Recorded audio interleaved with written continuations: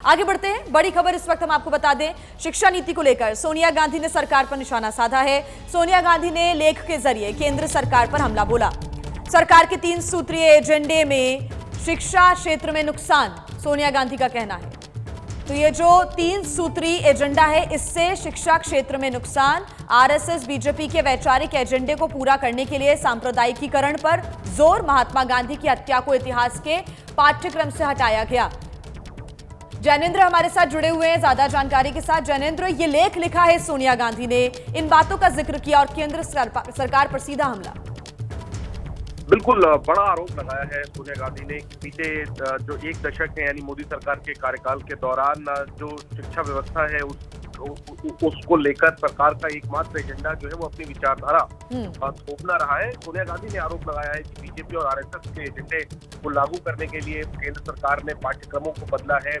जो नियुक्तियां हुई हैं उसमें योग्यता की बजाय विचारधारा को अहमियत दी गई है। सांप्रदायिकरण का एजेंडा लागू करने का आरोप लगाया है सोनिया गांधी ने, और यहाँ तक कह दिया कि पिछले 10 सालों में जो है वो शिक्षा व्यवस्था जो हत्या हो रही है उसकी हत्या बंद होनी चाहिए, ये मांग की है सोनिया गांधी ने। इसके अलावा सोनिया गांधी ने ये भी आरोप लगाया है कि सरकार ने 10 सालों में शिक्षा का निजीकरण किया है।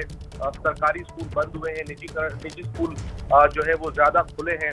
और साथ ही साथ जो सरकार की नीति हो, चाहे वो नई शिक्षा नीति हो या यूजीसी का मसौदा हो, इन तमाम मुद्दों को सोनिया गांधी ने उठाया है और कहा है कि राज्य सरकारों की जो भूमिका है उसको सीमित किया है सरकार ने, राज्य सरकारों से बात नहीं की है।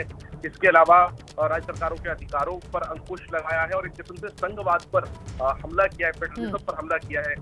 केंद्र सरकार ने ये आरोप लगाया है। तो जैसा आपने बताया 3 सूत्री आरोप लगाया है सोनिया गांधी ने। एक तो ये लिखा है कि अधिकारों को सीमित किया गया है राज्यों के, और सरकार अपने अधिकारों को अपने मुट्ठी में रखा है शिक्षा का की जहाँ तक बात है।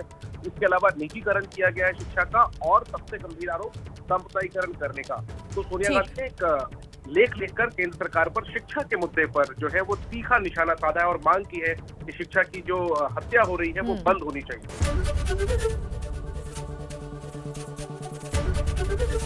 एबीपी गंगा, खबर आपकी, जुबान आपकी।